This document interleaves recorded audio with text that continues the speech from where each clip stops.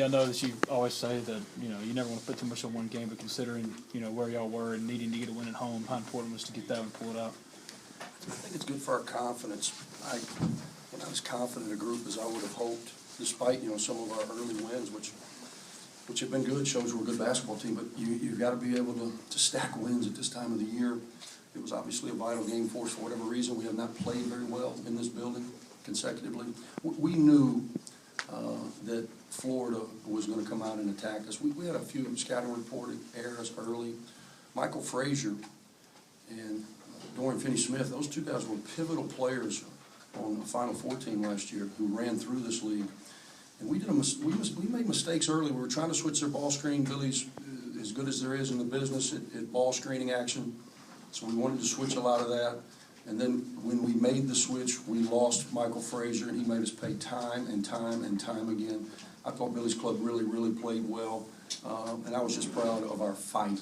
I just want to see us in the fight. If we're in the fight, we're good enough to win games. From where Jarvis was at the beginning of the year to now, where in consecutive times where you needed a shot, he took the ball and he made the plays he had to. What does that say about how far he's coming? Well, he's a guy, he's an all-league player. He's been here before. We need him to carry us in these situations. We've had a situation like that earlier in the year against Kentucky, and he settled a little bit. Tonight, I thought he did a much better job of attacking off the bounce. He got to a strong hand and then stepped up and made 2 huge free throws.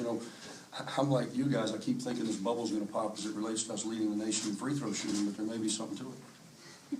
Contributions, Andy, from a lot of different people. Perez, Terrence Smith, could you talk about your balance a little bit? Yeah, I thought Terrence Smith stepped up and made some huge shots for us when we made that run in the second half to really give us some life. Florida was up 6 at the half, and it could have been more. We made a little spurt out of it at the end.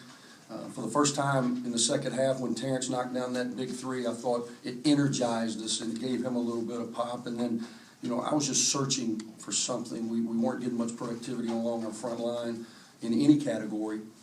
So we went to Anthony, and he stepped up and he made free throws for us, and he knocked down a huge three. Does it say something for your resilience a little bit that Stephen goes 2 for 10, 0 for 5, and you're still able to, get the production you need to win? One of the things that I think is a positive quality of this group is I do think we have quality of depth. I was playing a bunch of cats early, and it's just hard to get any kind of rhythm when you're playing 10 or 11 guys. So we've shortened that to really a 9. Today we had to go a little bit deeper, and those guys responded, which is not easy to do. You're right, Moody's from Florida. It's his lifelong dream to be a Gator, I'm sure. I didn't ask him that. I didn't want him to hurt my feelings. But I'm sure he's always wanted to be a Gator. So I knew he would come out super hyped, and he struggled a little bit offensively, and that's when those other guys picked him up. You mentioned the free throw shooting. Is that the case of just recruiting guys who are good free throw shooters, or what's gone into it? Well, I think it's a confidence, and it breeds throughout. We're not getting there as much as I would like, but when we're getting there, our bigs are doing their job, and then our guards have been steady all year long. You had 10 more points for Dwight today. Finishing close to the basket for you inside.